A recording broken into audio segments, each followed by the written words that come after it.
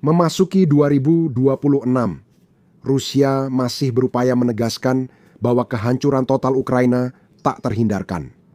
Vladimir Putin mungkin mulai percaya pada ceritanya sendiri, sehingga dia perlu diingatkan bahwa perang yang dimulainya masih belum selesai. Ukraina masih memiliki banyak semangat juang, dan mereka baru saja membuktikannya dengan serangan jarak jauh besar-besaran lainnya. Ukraina baru saja memberikan pukulan penting terhadap Rusia dengan menyerang salah satu kontraktor pertahanan terpenting negara itu. Inti Rusia sedang terbakar, dan Putin dengan cepat menyadari bahwa strategi serangan jarak jauh Ukraina hanya akan semakin meningkat pada tahun 2026. Fasilitas yang dimaksud bernama Energia dan terletak di Yelets, di Oblast Lipetsk. Laporan awal soal adanya masalah, namun Energia tak secara spesifik menyebut Ukraina. Pada 5 Januari, Kiev Independent hanya melaporkan bahwa telah terjadi kebakaran di pabrik Energia yang menurut mereka bertanggung jawab memproduksi komponen penting yang digunakan dalam rudal dan drone Rusia. Para saksi mata telah membenarkan kebakaran itu. Konfirmasi lanjutan muncul dari Telegram Astra yang membagikan foto pabrik Energia terbakar. Namun, unggahan ini juga memunculkan dugaan awal bahwa drone Ukraina mungkin menyebabkan kebakaran besar itu. Pabrik pertahanan Joint Stock Company Energia di Yelets terbakar setelah serangan drone, menurut analisis Astra Open Source Intelligence. Astra menyatakan bahwa rekaman tersebut diambil sekitar 900 meter dari fasilitas yang diserang. Menurut analisis Astra Open Source Intelligence, Joint Stock Company Energia memproduksi baterai untuk drone serta untuk pesawat udara dan kapal laut, di antara produk lainnya. Saluran itu menambahkan, sebentar lagi seluruh cerita akan terungkap. Ini bukan kebakaran acak yang terjadi di pabrik Vital yang hanya berjarak sekitar 150 mil di utara perbatasan yang berbatasan antara Ukraina dan Rusia. Seperti yang disarankan Astra, kebakaran itu disebabkan oleh serangan drone jarak jauh Ukraina yang lain. Ukraina jelas telah menemukan sasarannya di beberapa lokasi sekitar pabrik Energia. Anda takkan tahu jika hanya dengar reaksi Rusia soal kebakaran itu. Dalam laporan tanggal 5 Januari, Kiev Post mengonfirmasi bahwa serangan telah terjadi pada larut malam hari sebelumnya. Laporan itu juga membagikan komentar yang dibuat oleh Igor Artomonov yang merupakan gubernur Lipetsk. Seperti banyak pejabat Rusia lainnya, dia sangat paham respons standar terhadap serangan drone Ukraina. Artemonov menyampaikan di Telegram bahwa petugas berhasil mengendalikan kebakaran di kawasan industri Yelets usai jatuhnya drone. Laporan awal menyebutkan tidak ada korban jiwa atau luka. Layanan darurat menyelidiki laporan kemungkinan jatuhnya puing drone. Laporan drone jatuh di gedung taman kanak-kanak tidak benar. Jika Anda mengikuti bagaimana Rusia melaporkan serangan drone Ukraina, Anda pasti sudah melihat alasan lama yang sama kembali muncul. Dalam pernyataan ini, sekali lagi, Rusia mengklaim bahwa drone Ukraina tidak mengenai target mereka. Sementara itu, pertahanan udara Rusia yang kuat berhasil menembak jatuh drone-drone itu. Dan hanya karena puing-puing dari drone-drone itu kebetulan jatuh tepat di tempat yang diinginkan Ukraina untuk menyerang dengan drone-nya, pabrik Energia kini terbakar. Seperti biasa, ini terlalu kebetulan. Orang Rusia pasti heran bagaimana Ukraina mengembangkan puing drone paling akurat di dunia. Menariknya, komentar Artemonov tidak mengungkapkan di mana drone Ukraina itu diduga jatuh. Dengan gubernur wilayah hanya memberikan komentar samar tentang sebuah kawasan industri yang terkena serangan. Foto-foto yang dirilis Astra membuktikan pabrik Energia yang terbakar, didukung laporan Telegram dari DNI Pro, kelompok intelijen sumber terbuka resmi. Organisasi tersebut melakukan geolokasi serangan Ukraina, mengungkapkan bahwa koordinat yang mereka pastikan dari membandingkan foto udara dengan foto yang diambil dari darat membenarkan hal itu. Pabrik Energialah yang sekarang sedang terbakar. Warga juga melaporkan bukti tambahan bahwa drone Ukraina mengenai target. Menurut Euromaidan Press, yang merilis laporan tentang serangan jarak jauh Ukraina pada 5 Januari, laporan menyoroti postingan Telegram wali kota Yelet dan pejabat Rusia, Vyacheslav Zabin, yang mengeluarkan peringatan merah terkait ancaman serangan unmanned aerial vehicle di Yelets dan pemukiman sekitarnya. Peringatan itu kembali menegaskan bahwa kerusakan di Energia disebabkan oleh drone Ukraina. Euromaidan Press melaporkan peringatan pertama Zabin diumumkan pukul 5 pagi waktu setempat, dengan ancaman berganti status merah dan kuning sepanjang hari. Pertahanan udara terdengar di ibu kota regional. Warga juga melaporkan hilangnya sinyal seluler di beberapa wilayah, menurut Euromaidan Press. Hilangnya koneksi seluler merupakan tanda lain yang jelas bahwa Ukraina menyerang Energia dengan drone. Menurut media zona, pada 5 Januari, Rusia mulai memadamkan internet seluler massal di wilayah yang muncul drone Ukraina. Rusia mengklaim pemadaman ini untuk pertahanan udara. Klaim samar ini seolah menyatakan pembatasan sinyal internet seluler membantu pertahanan udara Rusia menembak jatuh drone Ukraina. Tampaknya Rusia berusaha mencegah penyebaran informasi serangan drone Ukraina sebelum otoritas siap berkomentar. Namun, saluran Telegram seperti Astra tetap melaporkan serangan itu. Rusia sebenarnya hanya menyeret warganya ke dalam kegelapan panik dan terputus, sementara drone Ukraina menghancurkan infrastruktur perang. Sedikit lebih banyak informasi datang dari saluran Telegram Supernova Plus. Saluran tersebut mengatakan bahwa setidaknya 1 drone Ukraina berhasil mengenai sebuah bengkel di fasilitas Energia yang merupakan klaim yang didukung dengan foto bengkel tersebut dan kebakaran besar yang ditimbulkan. Sulit untuk percaya bahwa puing-puing drone bisa cukup kuat untuk menyebabkan kebakaran sebesar itu di lokasi yang pasti menjadi salah satu target utama Ukraina, yaitu di Energia. Sekali lagi, Rusia mengklaim satu hal sementara, bukti-bukti semakin banyak menunjukkan bahwa sesuatu yang sangat berbeda telah terjadi. Bukti tak pernah menghentikan Rusia mengendalikan narasi, seperti yang terjadi pada malam 4 sampai 5 Januari di pabrik Energia. Selain peringatan merah dan penyebutan samar-samar tentang puing-puing drone, Rusia berusaha membuat orang-orang fokus pada apa yang mereka klaim sebagai malam ketika mereka menembak jatuh sejumlah besar drone Ukraina. Kiev Post melaporkan Kementerian Pertahanan Rusia berhasil mencegat 41 drone Ukraina di 8 wilayah pada malam 4 Januari. 4 intersepsi dikabarkan terjadi di langit Lipetsk antara pukul 8 hingga 11 malam waktu setempat. Sebelumnya, Ukraina diduga mengirim lebih banyak drone ke Rusia di hari yang sama. Rusia mengklaim pertahanan udaranya menembak jatuh 253 drone dalam rentang 7 jam. Tidak satu pun dari waktu-waktu ini tampaknya sesuai dengan serangan pukul 5 pagi yang dilaporkan oleh pers Euromaidan. Gubernur Yelet, Zabin, mengeluarkan peringatan merah sekitar pukul 2.30 pagi 4 Januari. Kiev Post juga melaporkan Kementerian Pertahanan Rusia mengklaim mencegat 140 drone pada dini hari 4 Januari. Ini sejalan dengan serangan pada Energia, meski klaim itu hilang di tengah kekacauan, ada hal yang tidak cocok di sini. Jika laporan Kiev Post benar, Kementerian Pertahanan Rusia mungkin berusaha menutupi serangan drone Ukraina yang berhasil. Dengan gempuran laporan tentang drone yang berhasil ditembak jatuh oleh pertahanan udaranya pada siang hari, dan hanya menyebutkan secara singkat tentang dugaan penembakan drone sebelumnya.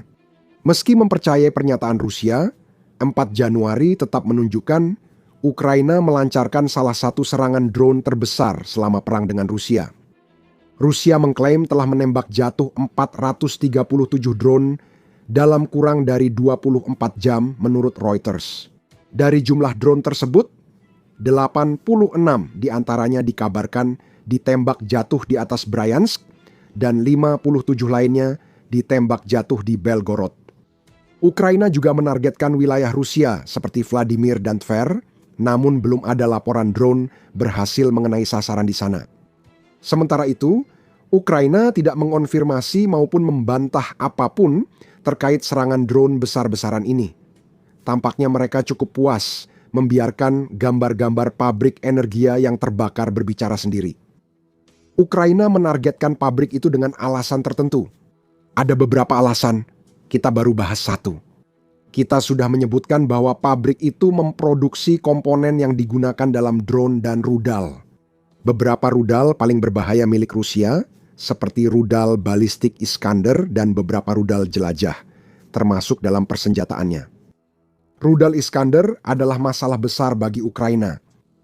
Pada 18 November 2025, Royal United Services Institute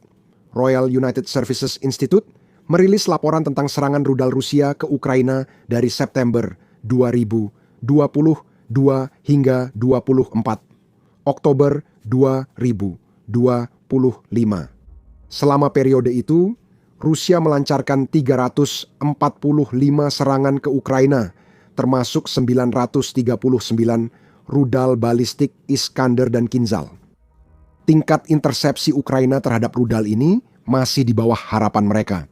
Dari 939 rudal Iskander dan Kinzhal yang diluncurkan, Ukraina hanya mencegat 227 atau tingkat intersepsi 24%.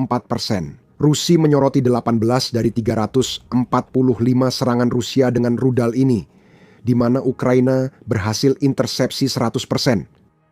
18 peristiwa itu disebut anomali oleh lembaga think tank, berdasarkan tafsiran data berbeda. Ini menunjukkan bahwa hanya dalam 4% serangan Ukraina berhasil mencegat sebagian besar rudal Iskander dan Kinzhal yang ditembakkan ke arahnya. Dari 345 serangan pada 273 kasus pertahanan udara, Ukraina gagal mencegat rudal Iskander atau Kinzhal, kata Rusia pada November 2025. Singkatnya, Iskander bersama dengan rudal balistik dan jelajah Rusia lainnya menyebabkan masalah besar bagi Ukraina. Pertahanan udara baik sangat kesulitan untuk menembak jatuh rudal-rudal tersebut. Atau, kemungkinan lainnya, sebenarnya mampu menghancurkan Iskander dan rudal serupa, tetapi tidak memiliki amunisi yang cukup untuk melakukannya. Bagaimanapun juga, Rusia tahu bahwa sebagian besar rudalnya akan mengenai Ukraina selama rudal-rudal tersebut berhasil diluncurkan dan tetap mengenai sasaran. Energia diserang tepat karena alasan ini. Jika Ukraina tidak bisa menembak jatuh Iskander dan rudal balistik Rusia saat berada di udara, setidaknya mereka bisa menghancurkan pabrik-pabrik yang memproduksi komponen yang dibutuhkan untuk meluncurkan rudal-rudal tersebut sejak awal. Logikanya adalah Ukraina tidak perlu khawatir tentang tingkat intersepsi Iskander yang rendah jika Rusia tidak lagi bisa menembakkan rudal-rudal itu ke kota dan infrastruktur Ukraina. Ini adalah strategi yang cerdas. Jadi, tidak mengherankan jika tanggal 4 dan 5 Januari bukanlah kali pertama Ukraina mencoba melumpuhkan pabrik Energia. Seperti yang dikatakan Ukraina Informed dalam laporannya tentang serangan terbaru ke Energia, Ukraina telah menyerang pabrik itu setidaknya 2 kali hanya pada tahun 2025. Pada 23 Mei, drone Ukraina menyerang Energia, menyebabkan salah satu bengkel di pabrik itu terbakar hebat. 9 karyawan pabrik terluka dalam serangan Mei ini yang bisa membuat fasilitas kehilangan ahli pembuat komponen rudal Rusia. Pada 15 Juli, pabrik Energia kembali diserang setidaknya 4 drone. The Kiev Independent melaporkan serangan musim panas ini memicu kebakaran besar yang membuat produksi pabrik sempat terhenti. Itulah yang diharapkan Ukraina dengan serangan drone terbarunya. Semakin lama Energia terbakar, keterlambatan Rusia dalam memperoleh komponen penting untuk rudal dan drone makin besar. Namun, kita fokus pada peran Energia dalam produksi drone dan rudal Rusia. Sejauh ini, itu baru sebagian dari kontribusi pabrik tersebut. Seperti yang diungkapkan oleh Euromaidan Press, Energia berperan sebagai bagian penting dari kompleks industri pertahanan Rusia yang lebih besar. Pabrik ini menjadi kunci produksi perang dan logistik Rusia. Platform pemantauan bisnis Rusia mengungkapkan hal itu. Energia memiliki kontrak jutaan dengan lebih dari 20 klien pertahanan, termasuk Kementerian Pertahanan Rusia dan beberapa perusahaan di kompleks industri pertahanan Rusia, kata Euromaidan Press. Hanya 3 perusahaan di Rusia yang punya kemampuan manufaktur serupa dan Energia yang terbesar. Produk yang dihasilkan oleh Energia meliputi baterai lithium ion, baterai timbal asam tertutup, catu daya tak terputus, sistem energi elektrokimia, dan baterai nikel kadmium. Euromaidan Press menyebut produk ini juga dipakai untuk bom luncur, kapal, dan pesawat tempur, selain drone dan rudal. Energia bukanlah pabrik senjata biasa. Ini salah satu yang terbesar di Rusia, jadi target utama Ukraina untuk melumpuhkan industri pertahanan Rusia. Penyebutan industri pertahanan Rusia mengaitkan serangan ke Energia dengan perkembangan perang Ukraina saat memasuki 2026. Kurang dari 2 bulan sebelum peringatan 4 tahun invasi brutal Putin. Perang yang dimulai pemimpin Rusia berdampak buruk bagi Rusia. Hal ini mungkin tak banyak diduga orang. Dampak tersebut langsung dirasakan di sektor pertahanan yang kembali jadi target Ukraina pada 4 Januari. Setelah lama tumbuh karena ekonomi Rusia disiagakan Putin untuk perang, sektor pertahanan mulai kesulitan. Tanda-tanda pertama dari masalah ini mulai muncul menjelang akhir tahun 2025 ketika mulai terlihat bahwa sektor yang sebelumnya berkembang pesat mulai goyah. Pada 24 Oktober, TVP World melaporkan data ROSTAT yang menunjukkan pertumbuhan 2 digit industri militer Rusia selama 3 tahun akan segera berakhir. Kebuntuan tampak karena banyak industri perang Rusia turun untuk pertama kali sejak 2022. Setelah tumbuh lebih dari 20% per tahun, produksi produk logam fabrikasi turun 16% pada September menurut data ROSTAT. Kategori ini tumbuh 264% di 2023 dan 316% di 2024 menurut laporan media. Produksi peralatan transportasi lain seperti tank dan kendaraan lapis baja turun tajam. Pertumbuhan tahunan hanya 6%, jauh di bawah lebih dari 60% pada Agustus. Pada November, Defense Block mengklaim industri perang Rusia telah mencapai puncaknya. Media tersebut mengklaim bahwa penilaian internal menunjukkan bahwa sektor pertahanan Rusia kini menghadapi krisis terbesar sejak runtuhnya Uni Soviet. Karena kombinasi masalah keuangan, kekurangan tenaga kerja, dan masalah rantai pasokan saling menumpuk satu sama lain. Sanksi Barat juga perlahan, namun pasti memberikan dampak besar terhadap industri pertahanan Rusia. Begitu pula dengan banyak serangan Ukraina yang telah mengikis kemampuan manufaktur. Kini banyak perusahaan yang dulu untung besar saat booming 3 tahun justru mengeluhkan kesulitan keuangan.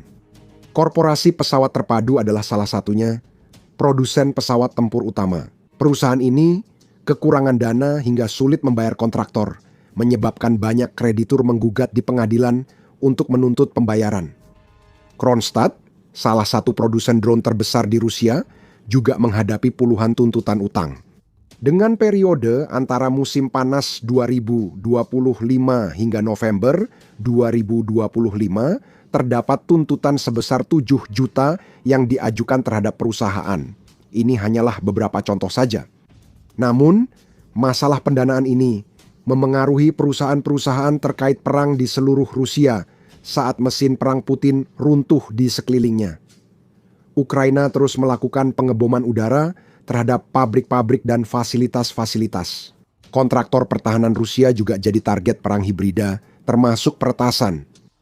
Pada 19 Desember, Moscow Times melaporkan sejumlah perusahaan senjata Rusia kini jadi target kelompok peretas pro-Ukraina. Kelompok itu memakai dokumen AI dalam serangan canggih. Itu membuang waktu dan uang perusahaan, dan pemborosan seperti ini jadi inti tindakan Ukraina pada 4 Januari. Menghancurkan pabrik, pembuat komponen rudal dan drone efektif sementara, tapi Rusia bisa segera mengoperasikan kembali Energia. Namun, perbaikan membutuhkan biaya. Stok yang baru dihancurkan Ukraina di Energia juga menambah beban keuangan. Jika serangan ini terisolasi, Rusia tidak masalah. Namun, Ukraina terus menyerang industri energi pertahanan Rusia untuk menyebabkan kerugian finansial saat industri itu sudah stagnan. Strategi Ukraina tampaknya adalah melemahkan musuh secara bertahap. Setiap serangan, seperti di Energia, meningkatkan tekanan pada inti upaya perang Putin. Tekanan itu akan membuahkan hasil. Industri pertahanan Rusia bisa runtuh dengan sendirinya. Ukraina meningkatkan serangan drone untuk memastikan keruntuhan ini terjadi, terutama saat perang Ukraina memasuki tahun kelima. Kita sudah membahas tentang besarnya serangan pada 4 Januari setidaknya menurut Kementerian Pertahanan Rusia. Reuters melaporkan bahwa Ukraina menargetkan Moskow setiap hari dengan drone sejak 2026. Dugaan muncul bahwa serangan jarak jauh Ukraina pada 2025 akan makin intens di 2026. Desember lalu, penulis Forbes Vikram Mittal menyatakan Ukraina meningkatkan serangan jarak jauh untuk memperkuat posisi tawar dalam pembicaraan damai. Serangan drone ini secara umum telah melemahkan kapasitas tempur jangka panjang Rusia. Serangan-serangan itu menghantam di berbagai tingkatan, secara langsung menargetkan pasukan Rusia, membatasi kemampuan mereka untuk memasok pasukan tersebut, dan mengurangi sumber daya yang tersedia untuk mendanai tentara serta peralatan, tulis Mittal. Dia benar. Melemahkan garis depan Rusia memperlambat pasukan Putin saat mereka mencoba merebut wilayah untuk alat tawar-menawar dalam pembicaraan damai. Serangan Energia adalah salah satu dari banyak serangan dalam rencana pelemahan 2 lapis. Hancurkan fasilitas produksi senjata Rusia agar pasukan Putin di Ukraina melemah dan Ukraina punya daya tawar dalam pembicaraan damai. Pada saat yang sama, drone-drone Ukraina menambah penderitaan pada sektor pertahanan Rusia yang sudah pernah mengalami masa kejayaan dan kini telah berlalu. Sekarang, sedang berjuang menghadapi stagnasi, sektor itu dipaksa untuk mengeluarkan uang untuk perbaikan dan penggantian pada saat mereka memiliki lebih sedikit uang daripada sebelumnya. Selama perang, Energia hanyalah Ukraina yang memulai tahun baru dengan gebrakan. Jika Ukraina bertahan hingga 2026, ekonomi perang Rusia bisa runtuh. Dan kartu-kartu yang diyakini dimiliki oleh Putin tidak akan cukup untuk mengamankan alasan maksimalis demi perdamaian yang diinginkan oleh pemimpin Rusia itu. Saat Putin melihat industri pertahanannya gagal dan drone Ukraina beroperasi, ia juga menghadapi kerugian besar bagi Rusia. Amerika Serikat baru saja menggulingkan Presiden Venezuela, Nicolas Maduro, membuat Putin kehilangan sekutu utama. Ini adalah peristiwa yang bisa membuka sumber pendanaan perang Rusia, baik sekarang maupun di masa depan, seperti yang akan Anda pelajari jika menonton video kami, dan jika Anda menikmati video ini. Jangan lupa berlangganan The Military Show untuk info serangan drone Ukraina terbaru ke sektor pertahanan Rusia. Terima kasih telah menonton.